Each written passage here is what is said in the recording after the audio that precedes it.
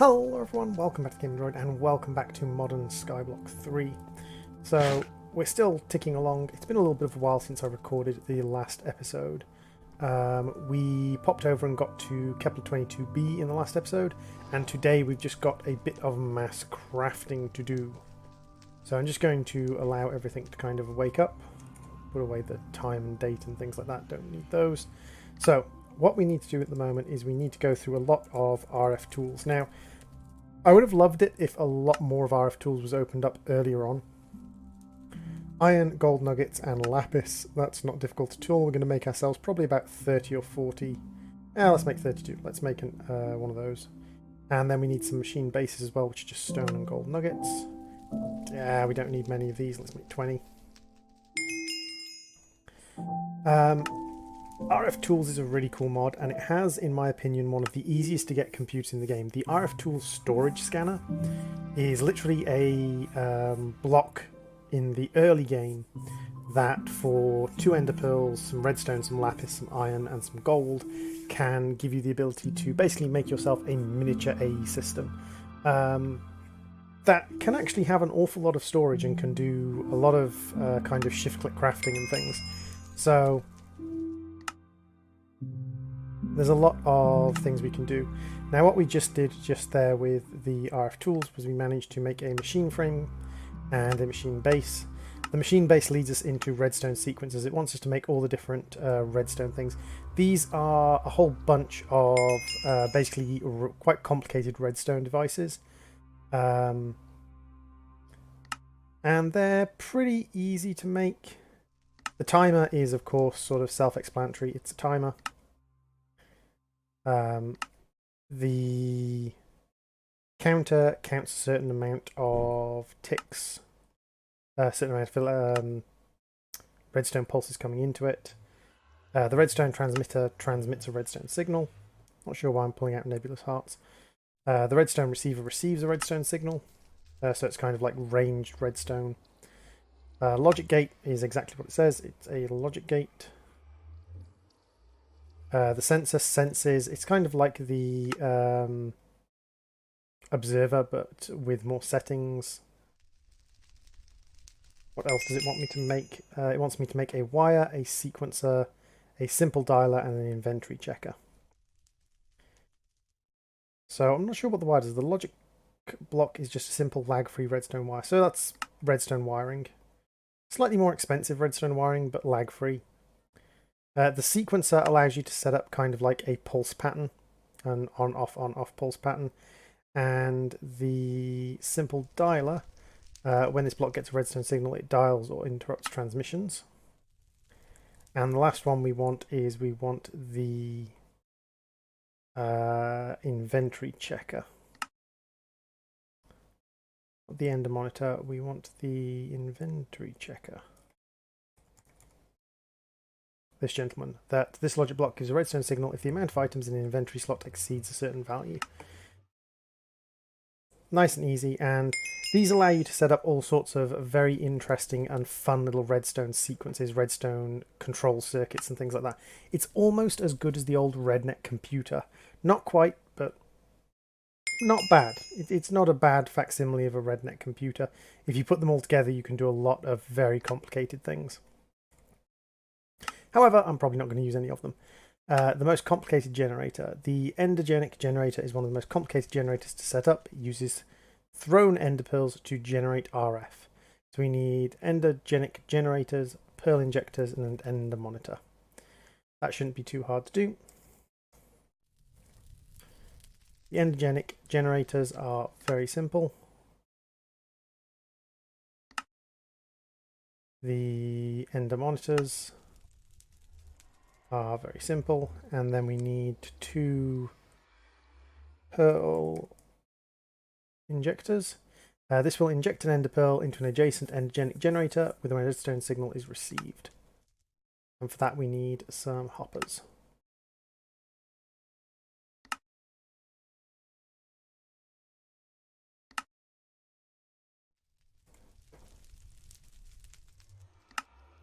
There we go. So that's the endergenic generator. I might set that up later on. We'll have a look into that. So shielding, it wants to create a shield projector tier 1 and some shield template. Shield projector tier 1, very, very simple, gold, redstone, obsidian. And then shield template is literally just white wool, lapis, and glass. Not a problem.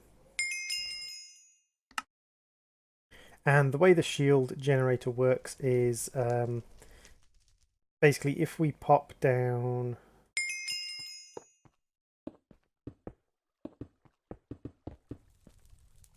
that, then we can set, say, for instance, let's grab an obsidian block.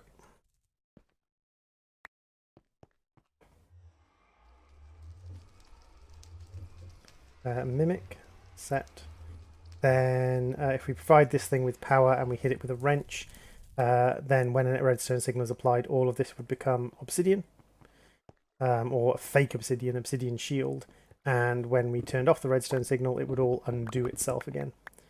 And then, of course, you can have it set so you can allow solid damage, or pass-through. So we can basically turn it into different forms of barrier wall with different ways of turning it on and off. Very interesting for making entrances, exits, even mob farms, because you can turn damage on. Block Protector makes blocks blast resistant.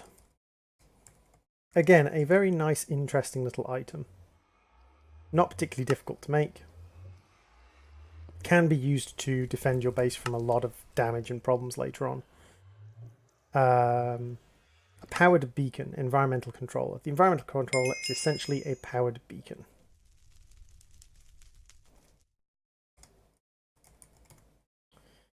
Environmental controller, like that. It's not as good as the beacon from environmental tech, which we are headed towards, but we just need a lot of these crystals and a lot of nether stars. And we are working towards getting those nether stars. I'm just making them using alchemy tomes. And basically what I'm doing is I'm filling up 5 or 6 alchemy tomes with power, filling my inventory with glowstone, and then just cycling them.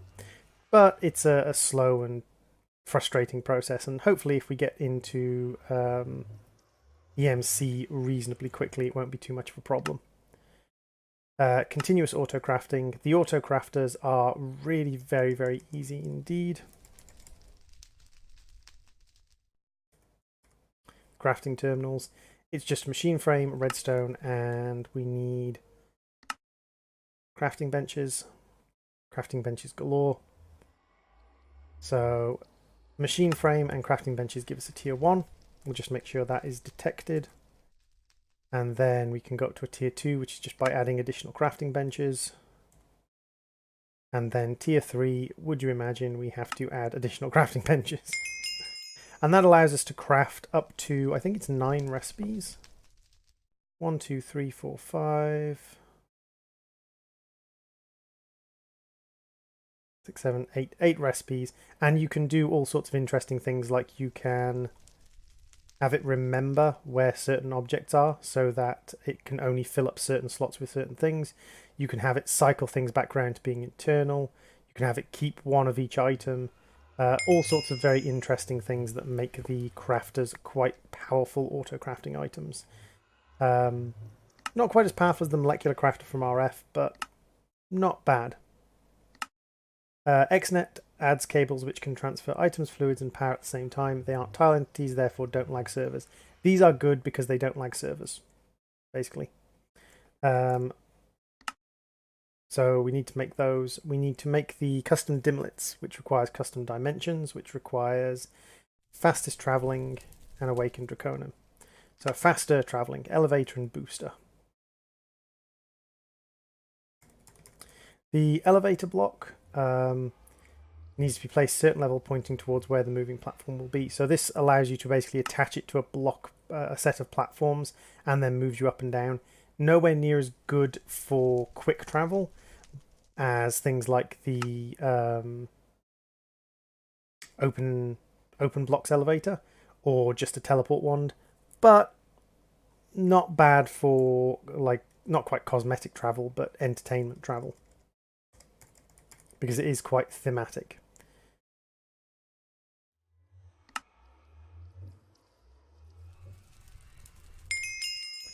And the booster, I believe we can give it a potion, and then standing on top of it gives us that potion effect. So we could give it, say, a potion of speed, and that would temporarily add a potion of speed effect to us while we were standing on top of it. I think. I've not spent much time using it. And then we have the teleporters. The advanced charge porter is a device that allows you to teleport to a previously set receiver, kind of like the return home amulets, in that instead of these guys, we would have a teleport receiver, and we would use our entangler porter to we would use our preset thing to bring us back. So charge porter, very easy to do.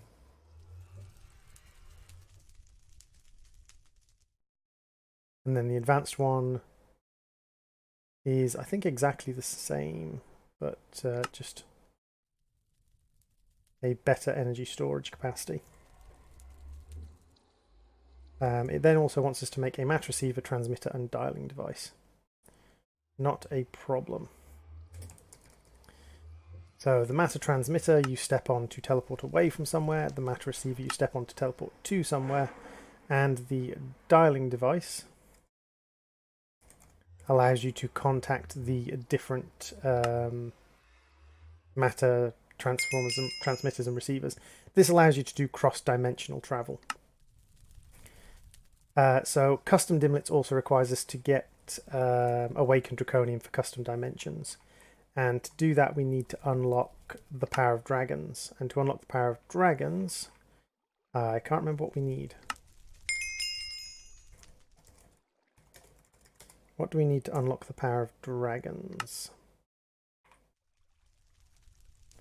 Power of Dragons requires us to complete Advanced Defense, and Advanced Defense requires a safer portal. So we need to do a safer portal.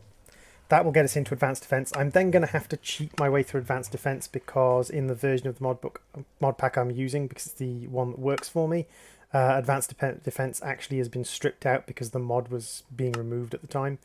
It's not the most recent version of this mod pack that I'm using, but that's because the most recent version of this mod pack doesn't actually work for me. It just basically instantly lags to the point of me having only a couple of frames a second, compared with this slightly older version, which is very stable.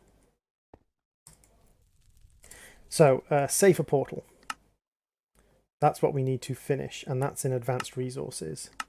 So what do we need? We need 24 light matter blocks and 4 lepisma. Now, I'm pretty sure I made the lepisma. Did I not make the lepisma? What about the light matter? Yeah, I definitely made the light matter. And then we need the lepisma blocks. We need 4 of these. That wasn't difficult. We'd made all of that in between episodes. It's just dark matter and light matter, basically.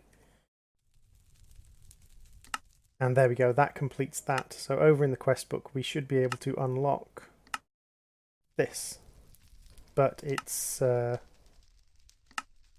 to need me to edit it, because unfortunately this thing is actually turned off at the moment, so there's no way to turn it on. We're going to do that. That will turn that on, and then we're going to go down to Advanced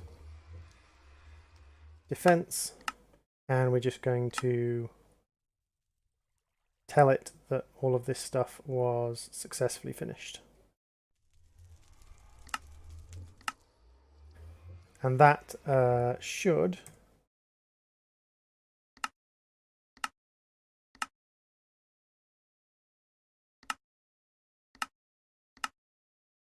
we may have to go back to the designer and just go, yes, we have done you. There we go. So now we can complete this and this. And that gets us into the Power of Dragons, because there was no other way to do that, just because the Advanced Defense unfortunately isn't currently active in this version of the mod pack at the moment. It was being removed at the time. It was being removed because basically it was not working for people. It was adding a lot of lag and problems. But I am working in an old version of the mod pack just because I had to work in an old version of the mod pack for convenience's sake. So if we go over to Rftools, we need Awakened Draconium, which is down here. So now we need to start working through Draconic Core. Over in Rftools, however, we do have a few more things we can do. Dimensional Shards is the first one. And Dimensional Shards are actually quite hard to get hold of. So if we have a look in here, Dimensional Shards come from either Dimensional Shard ore, all of this being just different forms of Dimensional Shard ore mining, or they come from washing dirty dimensional shards. And washing dirty dimensional shards, the chance of dimensional shards dropping is 0.0%. It's actually like 0.000001. You can occasionally get dimensional shards this way, but the main way of getting dimensional shards is through this ore, which comes from a clear or white lens in a tier 6 ore miner. Now I think, if memory serves, this may be a tier 6 ore miner. This is indeed a tier 6 ore miner. So theoretically, we should have been getting dimensional ore. There we go.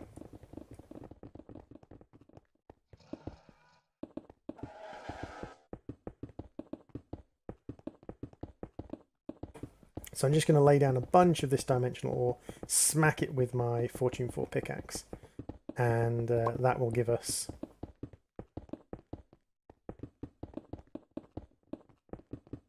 a bunch of dimensional shards. Now, dimensional shards are used for a couple of different things.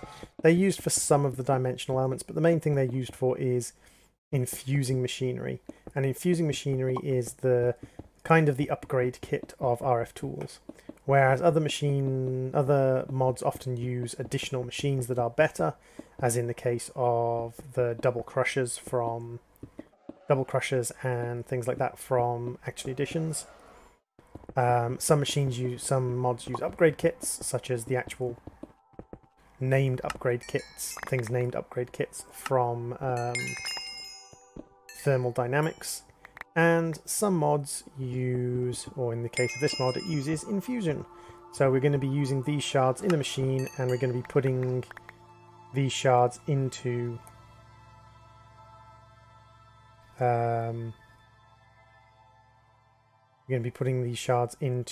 machines.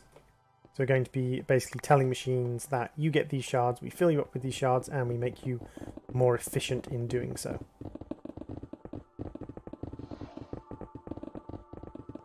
Now that way that'll mine the dimensional shards.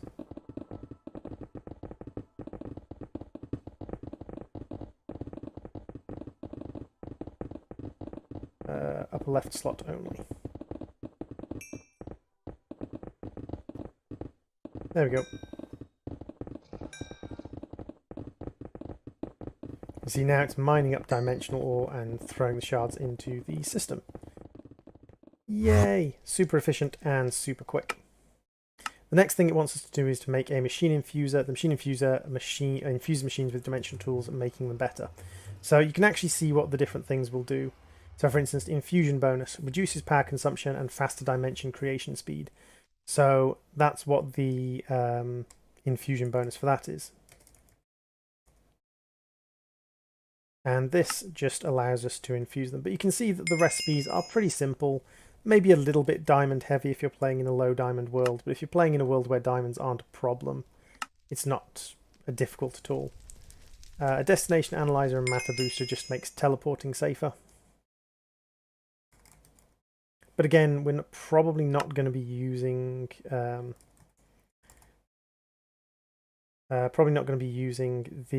teleportation from Rftools, just because we have teleportation from Simple Gems, which is just a smoother and simpler form of teleportation. And then the builder is like the digital miner, but it serves more functions. The builder does exactly what it says it builds. It can build basic shapes, it can build more advanced shapes, and it can also strip things down. It can take things out as well. So the copy card allows you to copy specific builds, so you can basically mimic things.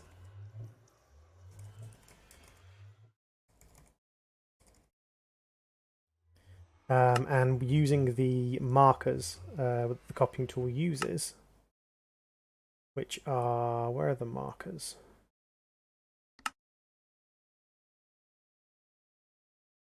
These guys are space chamber corner blocks. I'm completely out of glass. It's okay, I have something set up over here to allow me to gather glass reasonably quickly.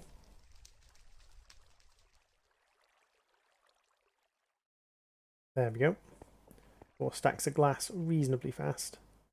So we need, I think it's 4 of these.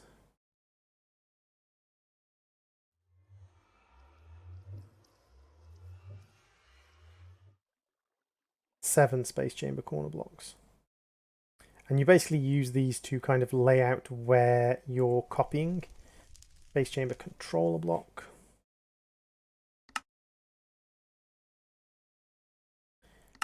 And then you use the space chamber card to basically say, right, look at these space chamber blocks attached to this controller, and anything within that area, copy it for the builder. And that's how you use the copying mechanic. So a very simple design would be kind of like, okay, I want to copy this area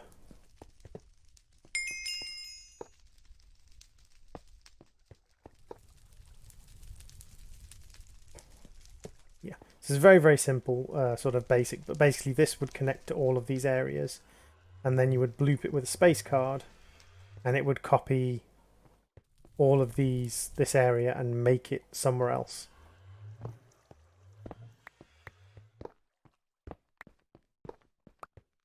It's actually a really nice way of copying buildings in a way that doesn't feel too cheaty.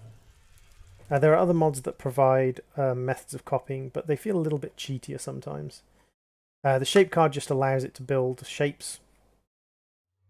The shape card void allows it to remove shapes from a certain area. The quarry card allows it to dig up areas.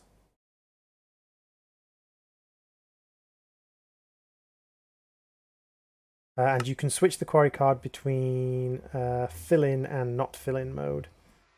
And fill-in mode basically tells the quarry card that it's replacing everything it mines with dirt, and the not fill-in mode tells it to just dig it out as an empty space. The clearing quarry digs it as an empty space, and the, I think called the backfill, or the, just the quarry card, replaces all the blocks with dirt. Very simple to do. It's just 8 glass or 8 dirt to swap between the two. So you can just swap between the two with 8 glass or 8 dirt. You can then upgrade the quarry card with Fortune or Silk Touch, which can be useful at times. So the shape card pump and shape card clearing pump. These ones do exactly as you would imagine they do. The shape card pump pumps up liquids and replaces, I think it replaces it with dirt blocks as it pumps it up. And the shape card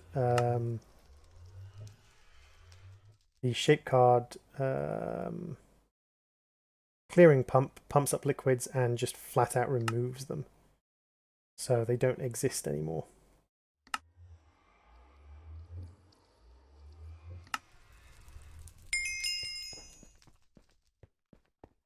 And again, it's really simple to do. It just swaps between the two using a oh,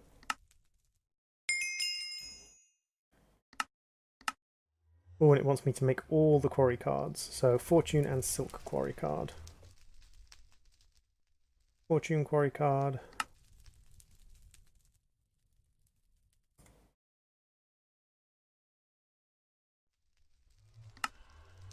Oh wow, I actually have to make a whole bunch of quarry cards then. Slight pain in the butt, but not too much of a problem.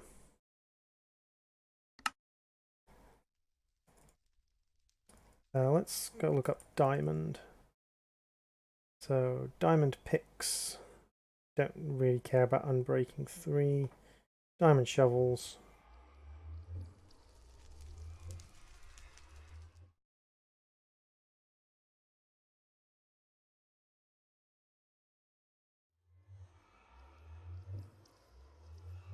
There we go. Knew they'd come in useful somehow. And then we want a silk quarry. And then we want to make a bunch of these clearing quarries. Just uses up glass. And we can make one of these into a fortune clearing quarry and one into a silk touch clearing quarry. Ah, we actually have to do this that away. Interesting. I'm surprised you can't do that the other way, as in just like craft them from the clearing quarry. So that's our builder. The builder is very useful. I do like the builder as a device. I also like the builder if you're clearing out underground bases. Makes it very easy and convenient. Even if you're building a base, the clearer just allows you to put, for instance, my partner Zana Dragon used the builder to put a giant dome over her base. She used the cylinder shape to put a 5-high wall in a big cylinder around her base, and then she used the dome shape, the top half dome shape, with it raised up several blocks to sit it on top of the cylinder. It's worked very nicely. It was a nice little mechanic there. So I'm going to have cut a lot of the crafting out because a lot of this is just crafting. Blue network cable, blue network connector, advanced blue connector, and controller.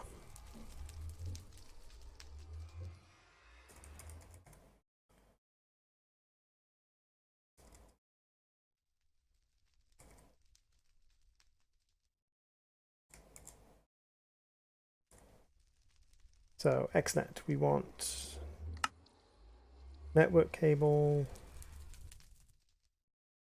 an advanced blue connector, which requires us to make a blue connector. It's easy enough. And we want a network controller, which requires a couple of redstone repeaters. Again, all this stuff's pretty easy to make, especially at this point in the thing. So we just want an advanced blue connector now. The advanced blue connector, place the connector block on a machine that should be connected to the network. Has access to different sides and supports fast item transfer. So this is very similar to the Ender.io conduits, but this is a controller, kind of like a cross between Ender.io and AE. And this allows you to set up multiple channels. Channel 1, for instance, could be energy, gas, open computing, logic, storage, items, fluids, energy. And then you can, for instance, set up XNet energy here, and then XNet or XNet items here. And then we can say, okay, I want this to be on the energy network, I want this to be on the energy network, I want this to be on the item network, and I want this to be on the item network, but I want this one to extract from here, and this one to insert to extract from here. So you could set up a system where this basically produced power for you, things like that. It's not a bad system. It takes a little bit of time to set it up, but it is more flexible than conduits. Routing network cable, routing connector, and a router. Router's easy enough. Routing connector requires just a normal connector. Yeah, just a normal connector. That's not too hard to do. A routing connector, place the connector bush, connect to the network. Fair enough. And then we want routing cables. Again, all pretty simple.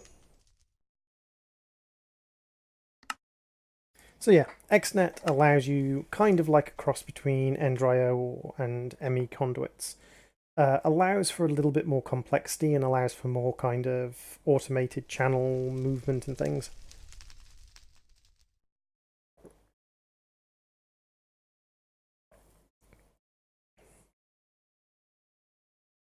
But that is the entire of RF done in, and I've just checked my recording time. It took me about 28 minutes to do all of this. A lot of this I won't use. I'm not going to use the redstone sequences. I'll probably not use the generator. I'm possibly not going to use the powered beacon because I'm very close to getting an environmental tech beacon up and running, and the environmental tech beacon is just flat out more impressive.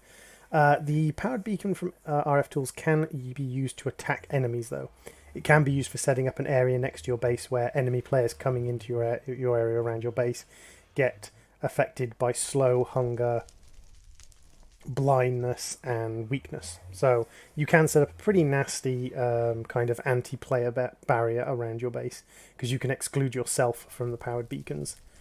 And the custom dimensions we need to get into a Draconic Evolution for. Now, when we come down to the Power of Dragons and Draconic Evolution, we come down to Draconic Cores. To start off Draconic Evolution, you're going to need Draconic Cores. Now, Draconic Cores, if we look up at Draconic Evolution, Draconic Cores, we start off with just the base Draconic Core. This requires Draconium, Diamonds, and Gold. Well, over here with our chickens, we have a set of Draconium chickens, we have a set of Diamond chickens, and we have a set of Electrum. I'm sure we've got a gold chicken somewhere. We might not have a set of gold chickens set up running. In which case, how is our gold? Because we've got diamond chickens and draconium chickens, a sort of bottleneck might be gold. We've only got 17,000 gold. Righto. Do we have gold ore? We have 6,000 gold ore here.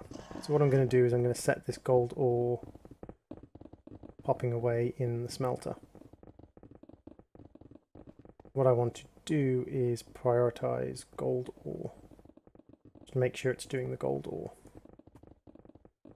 There we go. And now it will process 6,000 gold ore into 12,000 gold ore.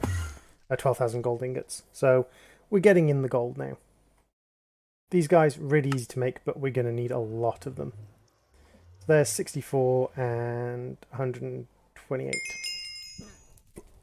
That's not going to be enough. We're going to need more of them than that, but it gets us into the basic start, which is fusion crafting. Fusion crafting allows you to craft things by basically taking items, placing them on fusion crafting injectors, pumping in power, and creating something in the fusion crafting core. It's very similar to infusion from magic mods, such as Thorncraft, and very similar to not the Evilcraft, the one with the Necronomicon. I've forgotten what it's called now. The Necronomicon crafting, where you have a kind of altar and you put things on pedestals around it, but just the Draconic Evolution version of that. So it wants us to make 12 of these. Stone, Draconium, Iron, Diamonds. Not a problem. And it wants us to make a basic fusion crafting core, which is Lapis and Nether Stars. Again, not a problem. The one thing we do need to do is to make sure we have enough Nether Stars left over that we can copy them. Yeah, we've got 33 Nether Stars, so we can duplicate Nether Stars if we need to. Draconic Portals. You can link a dislocator to a block and then make a horizontal portal that will take you to it.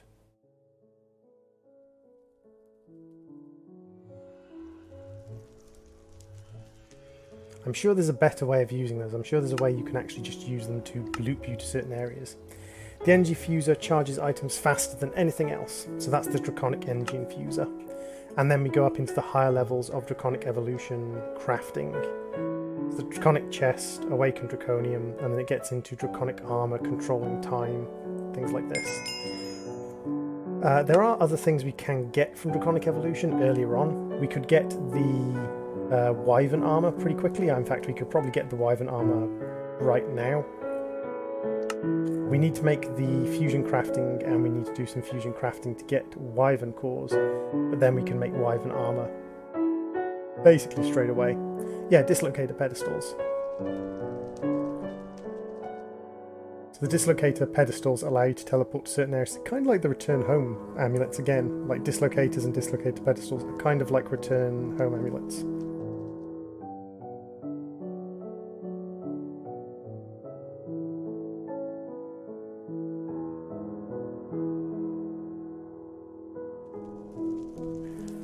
So let's set up our basic infusion altar. We're probably going to set it up probably like here for now. Now what we need to do is we need to set it up one up from the ground, and then we can go basically anywhere in a 3x3 facing any of these sides. So 1, 2, 3, 4, 5, 6, and 1, 2, 3. Ooh, nope. 3, 4, 5, 6. So now we need to provide those with power, which we can do using our flux points. If I can spell flux properly, we need flux points. So we need this flux point and one more.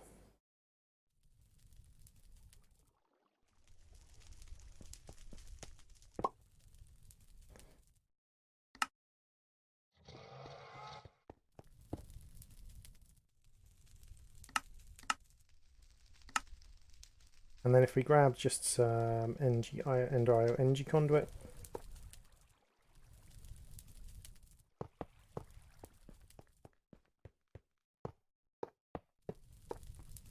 there we go, and that should allow us to do our crafting. So what does it want us to do first? These are not necessary, they're not crown quests. They are useful though. It wants us to make a wyvern core. The wyvern core requires 5 draconic cores, 2 nether stars and 2 blocks of draconium and a block of emerald. We've got the draconic cores.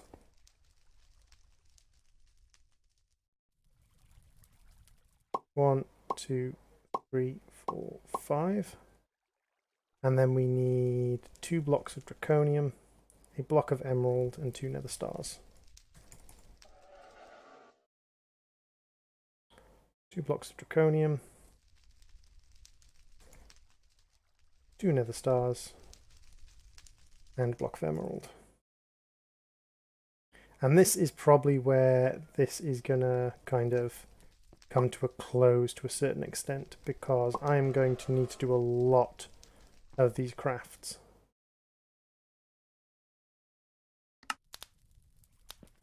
And then this will sap power from the network. You can see this is draining, each of these is only draining 4,000 RF per tick, but drains quite a lot of RF per tick. And then it will zap out a fusion core. Very pretty, kind of a very attractive thing. Now because we only need 5, 6, 7, 8, 9 items for that, we can actually do it in these outer ones and pump the items in using Ender.io conduits. So we could actually automate this to make a stack. And to do that we just need to get stacks of the ingredients and pump in using an Ender.io conduit that we've put. If we run an item conduit around here, you can pump items in to these. You can also do it by setting up basically a line of 3, a line of 3, a line of 3, a line of 3, and a line of 3 and a line of 3 to get all the ones you need, and just having hoppers, just having vanilla hoppers hopper into them as well if you haven't got the Ender.io conduits. The draconic chest requires a block of draconium, so we'll make a draconic chest as well, because the draconic chests are actually quite fun. So 5 furnaces, 2 crafting tables, and a chest and a block of draconium.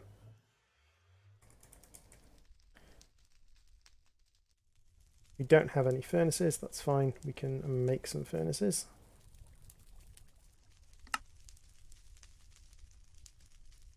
Five furnaces, 2 crafting stations, and a block of draconium. So now if we go 1, 2, 1, 2, 3, 4, 5, 1 of you and 2 of you. Is that right? Yep, that looks right. It doesn't matter where you put them on the thing, and then we just need a chest.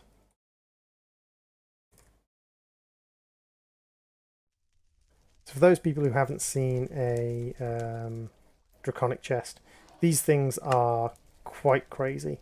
They're expensive, especially for like early game. They're quite expensive early game, but personally I think they are well... we need a wyvern tier. We need a wyvern tier to build it. Dang it. That explains why it doesn't give it to you until you get to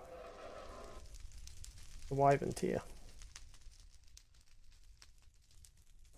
So what we're going to need to do is we're going to need to make a lot of wyvern cores, which is going to be time consuming and mildly frustrating, but not a problem, because to make each of these wyvern tier crafting tables we need 4 nether stars and a wyvern core. Is there a better way of replicating nether stars? We can do it in the analysis chamber. Can we replicate nether stars? I think we tried this already, but I just want to double check that we can't replicate nether stars in this just power-based replicator.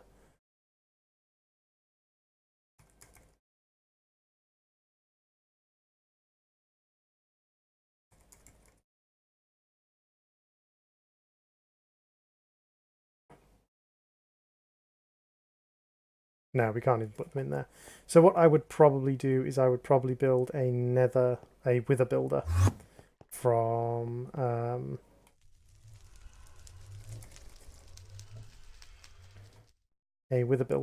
this mod. And then what we can do is we can just throw the materials in here and it will build withers for us. And then once I've got that building withers, I can just use this setup that I've got running down here. This setup with a katana inside a mechanical user and kill the wither using that. If I build it properly, if I put the anti-destruction block there, the block that stops other blocks from being destroyed when powered, it will stop it from being destroyed. And then I can just literally just build and auto farm withers. A little bit frustrating. I wish there was a way of getting a lot more wither stars from a wither, but we're not in a terrible situation. So now it's literally just a case of getting nether stars and building withers and getting wyvern cores. I will do a quick show off of how I've been replicating nether stars. What I've been doing is I've just been doing this,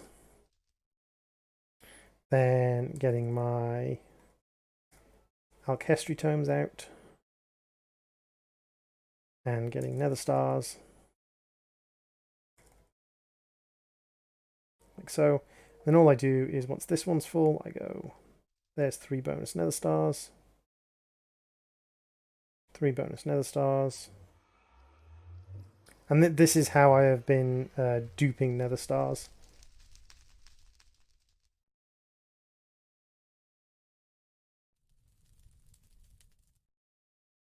And I know I'm not being efficient with like the clicking pattern that I'm using. I could bring them out and put them out and put them in faster. But in reality, it doesn't hugely matter because it takes time for the alchemy tomes to fill up anyway. But I will probably set up an auto farm using the wither builder in between episodes and kill a dozen or so withers and just make lots and lots of cores. I'll probably set this up in a way that I can automate it making the wyvern cores. Make myself a couple of stacks of wyvern cores, because once we get past wyvern cores, first off we're going to need to use wyvern cores for this, but then it wants us to go straight into awakened draconium and draconic fusion crafting. And the draconic fusion crafting is going to require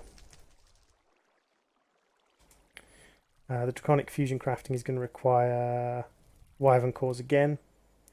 dragon eggs and awakened draconium. I'm gonna have to farm dragon eggs. Fair enough.